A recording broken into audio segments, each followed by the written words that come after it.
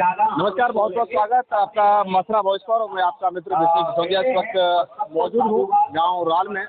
आप जिस तरीके से देख रहे हैं क्षत्रिय कर्णी सेना का जिस तरीके से यूजीसी के खिलाफ विरोध प्रदर्शन था, वो तस्वीरें मैं आपको दिखाने की कोशिश कर रहा हूँ। यहाँ पर क्षत्रिय कर्णी सेना के राष्ट्रीय अध्यक्ष डॉक्टर राज शेखावत यहाँ पर पहुंचे हुए हैं और जिस दरबार में जिन पत्तियों में आपको दिखाने का प्रयास कर रहा हूँ, यहाँ पर पूरा मंच एक तरीके से लगा हुआ है। यहाँ पर और भी यहाँ पर पदाधिकारी कर्णीय सेना के आए हुए हैं, क्षत्रिय संगठन भी यहाँ पर अधिकारी यहाँ पर आए हुए हैं। यहाँ पर आप देख सकते हैं किस कदर यहाँ पर जो तस्वीरें हैं और जहाँ पर जिस तरीके से देख रहे जा रहे हैं, इन क्षणों ने आपके कहने पर ताली और थाली बजाई थी। अगर यूजीसी काला कानून वापस नहीं लिया तो 2029 में तुम्हारा बैंड बजा देंगे। ये तस्वीरें हैं, ये क्या कहती हैं, जिस तरीके से हाथों में तकिया हैं, आप देख पा रहे हैं जिस तरीके से हाथों में तकिया है। यहाँ पर छात्र और छात्रा यहाँ पर उपस्थित हैं, यूजीसी के खिलाफ जिस तरीके से विरोध प्रदर्शन कर रहे हैं। हाथों में तकिया है, आप देख सकते हैं। नन्हे मुन्ने बच्चे भी हैं और इनके टीचर भी यहाँ पर आए हुए हैं। बेटा, क्या नाम है आपका? मेरा नाम पूनम है और मैं कक्षा 11वीं में पढ़ती हूँ। मैं इसी गांव से हूँ जी। यूजीसी के खिलाफ जिस तरीके से एकजुट आकर के यहाँ पर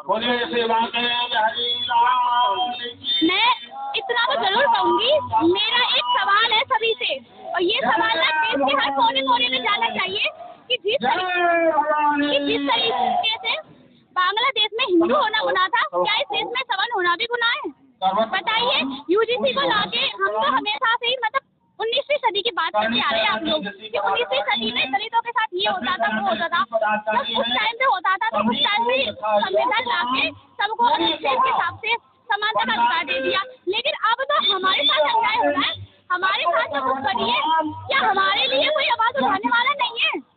क्या हमारे लिए कोई आवाज नहीं उठाएगा? क्या हमारे लिए कोई भी नियम नहीं है जिसमें हम आरक्षण की वजह से भी पीछे हैं? कितना भी पढ़ लें, लेकिन आरक्षण की वजह से SC वालों से हमेशा हम पीछे ही रहते हैं। तो मैं यही कहना चाहूंगी कि जिस तरीके से कहते हैं कि सबको समानता का अधिकार है, तो अभी भी मैं इस देश में कहना चाहूंगी कि ना तो ये देश अभी तक पूरी तरीके से आजाद हुआ है और ना ही अभी इस देश में सभी लोग समान है। बहुत अच्छे। देखिए, ये छोटी बच्ची थी, छात्रा थी, जिसने किस तरीके से जहाँ पर यूजीसी के खिलाफ विरोध के स्वर थे उनको आपके समक्ष साझा किया। और यहाँ पर पूरी टीम है, जिन छात्र छात्रा की टीम है, इसके मुख्य लीडर या यूजर है, जो टीचर हैं वो यहाँ पर मेरे साथ मौजूद है। थोड़ा सा आगे आए। आपके यहाँ पर स्वर है, कल भी आ सकते थे, उनको समय नहीं मिला। सबसे पहले तो मैं यूजी हटाओ देश बचाओ, यूजी हटाओ ध्यान लाओ, ये सवर्ण समाज के लिए बहुत ही गलत आदेश है। इस आदेश को हटना चाहिए।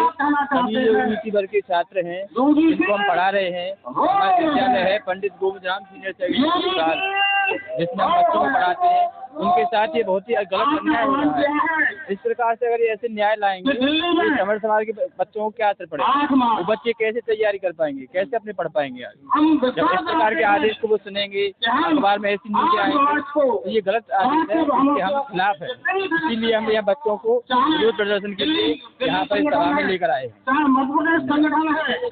इनके टीचर जिस तरीके से को लेकर उनकी जो राय थी, उनका जो इस तरीके से ध्यान साझा किए और इनके साथ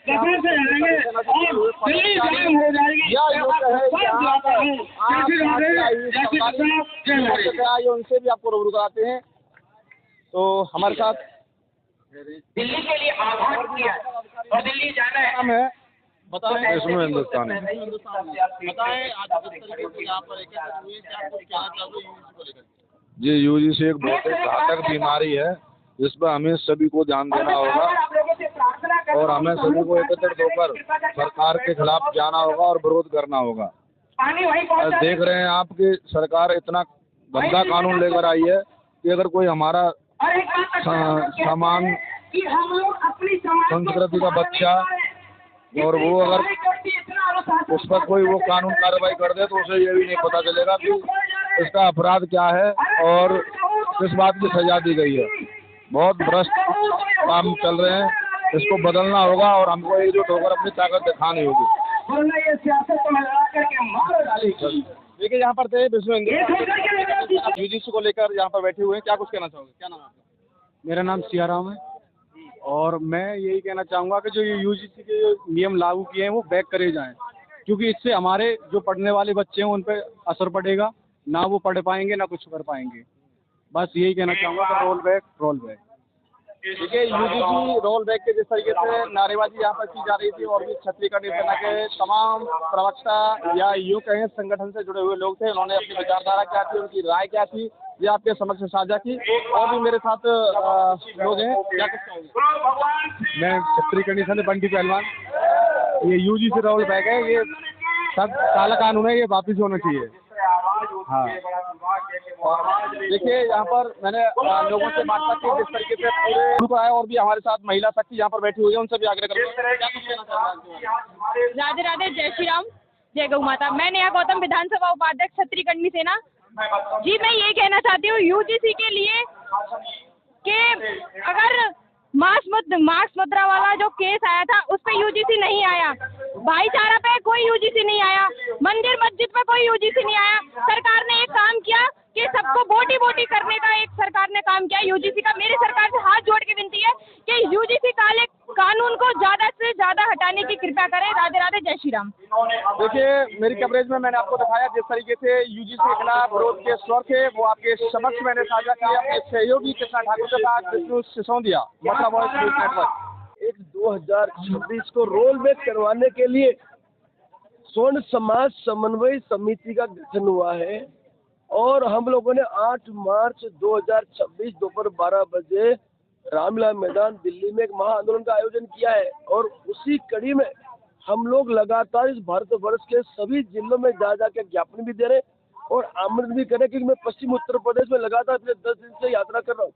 हमारा एकमात्र उद्देश्य है कि जो सामान्य वर्ग का जो नागरिक है वो ज़्यादा से ज़्यादा संख्या में इस महा आंदोलन में अपनी उपस्थिति दर्ज करे, क्योंकि एक असंवैधानिक जो कानून है वो हमारे छात्र छात्राओं पे थोपा गया है। उसमें कई सारी विसंगतियां हैं। हमने ये कहा कि इसे रोल बैक करो, उसके विसंगतियां जो वो दूर करो, फिर आप लागू करो, हमें कोई आपत्ति नहीं है। लेकिन आपने हमारे सामान्य वर्ग के जो बच्चे हैं उन्हें जन्मते ही आपने अपराधी घोषित कर दिया। यदि कोई फरियादी आरोप लगाता है और वो आरोप सिद्ध नहीं होते हैं तो जो फरियादी है उस पर कोई कार्रवाई नहीं होगी, ठीक है। उसके बाद जो फरियादी है उसकी पहचान गुप्त रखोगे आप, तो आरोपी को यही पता कि उसको फरियाद किसने की। साथ ही साथ समता समिति बनाई जो जांच करेगी, उस जांच में भी सामान्य वर्ग को स्थान नहीं दिया। तो सब कॉलेजों में भेदभाव क्या सिर्फ इन्हीं के साथ होता है क्या हमारे सामान्य वर्ग के बच्चों के साथ भेदभाव नहीं होता क्या?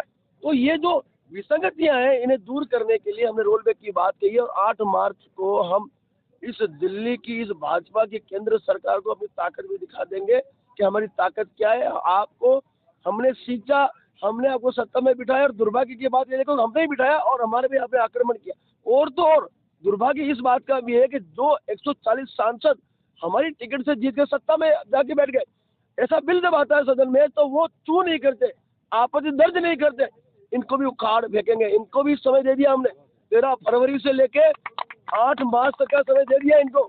यदि ये लोग हमारे साथ नहीं आए तो मैं आपको विश्वास दिलाता हूँ घर घर जाऊँगा, सब जाएंगे और कुल देवी की कसमें हमने खिलाई है, आगे भी खिलाएंगे और इनका हम बहिष्कार करेंगे। इनको मतदान किसी कीमत में नहीं करने देना, भाजपा सत्ता में आएगी और ना ही सांसद को आने देंगे, क्योंकि हमारे पास उनकी विकल्प बचा ही नहीं है। एक ही हथियार है हमारे पास, उस हथियार का उपयोग करेंगे। और मैं आपके माध्यम से शपथ दिलाता हूँ इस भारत के समस्त सामान्य वर्ग के नागरिकों को अब भाजपा को हमें मतदान नहीं करना है और इनका बहिष्कार करना है।